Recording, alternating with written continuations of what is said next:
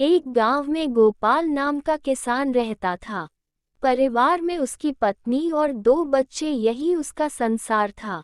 गुजारा करने के लिए वो अपने छोटे से खेत में फसलें उगाता था और उन्हें बेचकर अपना और अपने परिवार के लिए 2 वक्त का खाना जुटा पाता था। कहने को उसके पास इतना धन नहीं था, लेकिन फिर भी वह काफी खुश था। एक दिन दोपहर को वो अपनी पत्नी के साथ खेत पर खड़े होकर कह रहा था, हे भगवान, अगर बारिश हो जाए तो इस बार सभी किसानों की फसलें अच्छी हो जाए। उद्धरण चिन्ह। उसकी पत्नी भी कहती है, हाँ, सही कहा आपने, अगर बारिश हो जाती है तो इस बार काफी अनाज हम किसानों के पास आ जाएगा। उद्धरण चिन्ह। बारिश की आस में किसानों की उम्मीदें टूटने लगती हैं, लेकिन बारिश की एक भी बूंद जमीन पर नहीं गिरती। परिणाम ये होता है कि सभी किसानों की फसलें बर्बाद हो जाती हैं और सूखने लगती हैं। गोपाल की फसल भी पूरी तरह बेकार हो जाती है।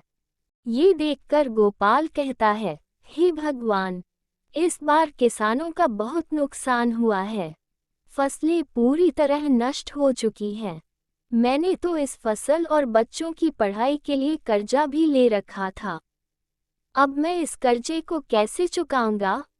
ये सुनकर गोपाल की पत्नी गोपाल को सहारा देते हुए कहती है, कोई बात नहीं, अब जो होना था वो तो हो गया। हमारी पड़ोस वाली दीदी कह रही थी कि संतोष भैया शहर गए हैं। हो सके तो आप भी शहर चले जाइए। शहर जाकर थोड़ा पैसे कमा पाएंगे तो कर्जा भी चुका देंगे। ये सुनकर गोपाल कहता है, हाँ, अब मेरे पास केवल 2 ही रास्ते हैं, या तो मैं शहर जाकर थोड़े बहुत पैसे कमा लूं या फिर खेत बेच दूं। लेकिन मैं खेत बेचना नहीं चाहता, क्योंकि हमारे पालन पोषण का यही एकमात्र सहारा है। बाद में गोपाल और उसकी पत्नी दोनों मिलकर गोपाल के शहर जाने को ही उचित समझते हैं। अगली सुबह गोपाल शहर जाने की तैयारी करता है। वह अपनी पत्नी से कहता है, सुनो, मैं खाली हाथ शहर जा रहा हूँ। कोशिश पूरी करूँगा कि कहीं अच्छा सा काम ढूंढ लूँ और थोड़ा बहुत पैसा कमा लूँ। जैसे ही कुछ पैसे हो जाएंगे मैं तुम्हें खर्चे के लिए भिजवा दूंगा। आप मेरी और बच्चों की चिंता मत कीजिए, हमारा खर्चा ही कितना है, और फिर बाद में कुछ दिनों के लिए मैं मायके भी रह आऊंगी। आप अपना ध्यान रखिए और शहर जाकर पैसे कमाइए। गोपाल के जाते वक्त गोपाल की पत्नी उसे कुछ पैसे देती है। ये देखकर गोपाल कहता है, ये पैसे कहाँ से आए?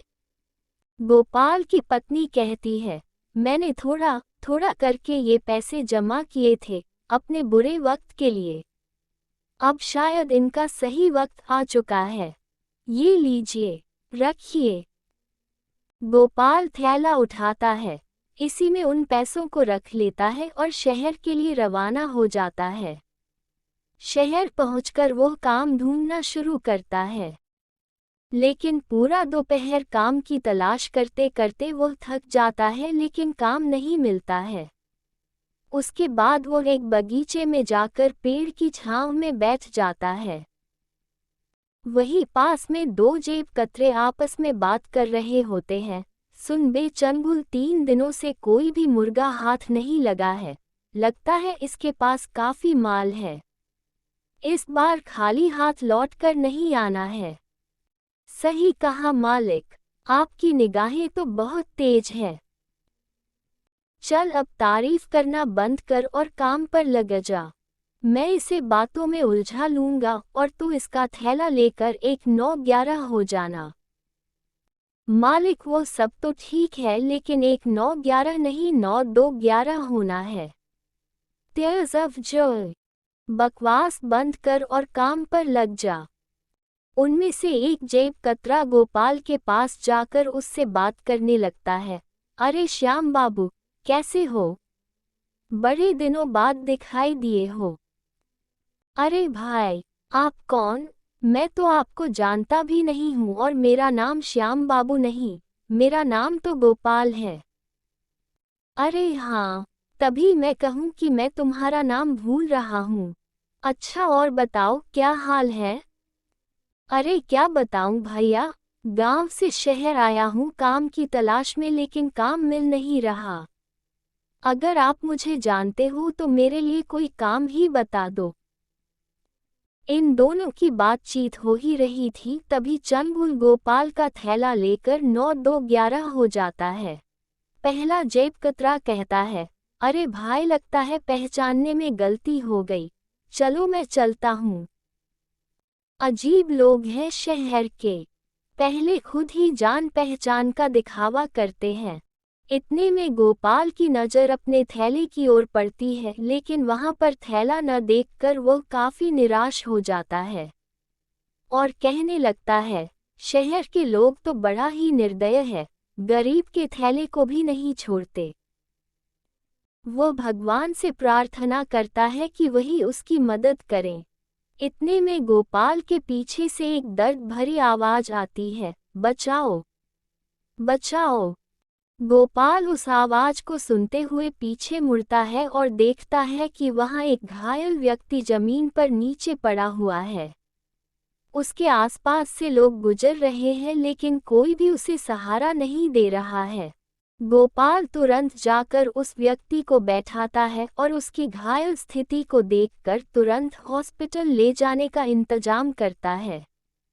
हॉस्पिटल ले जाकर वो डॉक्टर से बात करता है, डॉक्टर साहब, इन्हें देख लीजिए, ये बहुत घायल है और दर्द के मारे कराह रहे हैं। डॉक्टर उस व्यक्ति की हालत देखता है और कहता है, तुरंत इलाज शुरू करना होगा। इसके लिए तुम्हें कुछ पैसे काउंटर पर जमा करने होंगे। ये सुनकर गोपाल आश्चर्य में पड़ जाता है और डॉक्टर से कहता है, डॉक्टर साहब, आज सुबह ही मैं शहर आया हूँ काम की तलाश में लेकिन काम तो मिला नहीं, ऊपर से मेरा थैला भी किसी ने चुरा लिया। मेरे पास अब कोई पैसा नहीं है। मैं खुद भूखा भूखा काम की तलाश में इधर उधर घूम रहा था, लेकिन तभी मुझे ये जमीन पर घायल पड़े दिखाई दिए और मैं इन्हें हॉस्पिटल लेकर आ गया। डॉक्टर उस व्यक्ति का तुरंत इलाज शुरू कर देते हैं और कुछ समय बाद बाहर निकलते हैं। तभी गोपाल अपनी जेब से एक पर्स निकालता है जो उसे घायल व्यक्ति को हॉस्पिटल लाते हुए उसकी जेब से गिरते हुए मिल गया था। वो उसे डॉक्टर को दिखाते हुए कहता है, ये लीजिए डॉक्टर साहब, यह इन्हीं का पर्स है।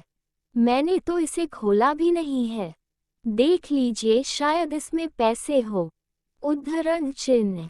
डॉक्टर उस पर्स को चेक करता है तो उसमें बहुत सारे आईडी कार्ड और क्रेडिट कार्ड होते हैं। जब डॉक्टर उनकी आईडी कार्ड को चेक करता है तो उसे पता चलता है कि यह तो शहर के सबसे अमीर आदमी है। वो तुरंत गोपाल से कहता है, अच्छा हुआ जो तुम इन्हें हॉस्पिटल लेकर आ गए। तुम जानते हो ये शहर के सबसे बड़े आदमी हैं? मुझे नहीं पता, मैंने तो अपना फर्ज निभाया है। उद्धरण चिन्ह। डॉक्टर गोपाल को शाबाशी देता है और कहता है, कल सुबह इन्हें होश आ जाएगा। तुम कल सुबह आकर इनसे मिल सकते हो, और वापस इलाज वाले कमरे में चला जाता है। गोपाल रात भर उस गार्डन में ही सोता है और सुबह होते ही वह हॉस्पिटल वापस आ जाता है। गोपाल डॉक्टर से पूछता है, डॉक्टर साहब, अब इनकी तबीयत कैसी है? डॉक्टर कहता है, अब बिल्कुल ठीक है, तुम इनसे मिल सकते हो। डॉक्टर उस व्यक्ति से गोपाल का परिचय कराते हुए कहता है, ये गोपाल जी हैं, इन्होंने ही आपकी जान बचाई है। घायल स्थिति में यही आपको हॉस्पिटल लेकर आए थे। उद्धरण चिन्ह। ये सुनकर गिरधर जी, घायल व्यक्ति, कहते हैं, धन्यवाद मेरी जान बचाने के लिए। तुम हो कौन और क्या करते हो? तभी गोपाल कहता है, मैं गांव से शहर आया हूँ, एक अच्छे से काम की तलाश में, लेकिन अभी तक मुझे कोई भी काम नहीं मिला है। मेरे ऊपर कर्जा है, मैं उस कर्ज से मुक्त होने के लिए शहर पैसे कमाने के लिए आया हूँ। गिरधर जी यह सोचकर हैरान हो जाते हैं कि यह व्यक्ति इतनी परेशानी में होते हुए भी मुझे हॉस्पिटल लेकर आया। वो कहते हैं, मुझे ये जानकर बहुत अच्छा लगा कि इस समय में भी तुम जैसा अच्छा और ईमानदार इंसान है। एक काम करना, कल मेरी छुट्टी है तो तुम कल सुबह ठीक इसी समय आना। मेरे पास तुम्हारे लिए काफी अच्छा काम है। उद्धरण चिन्ह। गोपाल शुक्रिया अदा करते हुए वहां से चला जाता है और अगले दिन ठीक उसी समय हॉस्पिटल पहुंचता है। हॉस्पिटल से वे दोनों गिरधर जी के घर के लिए रवाना हो जाते हैं।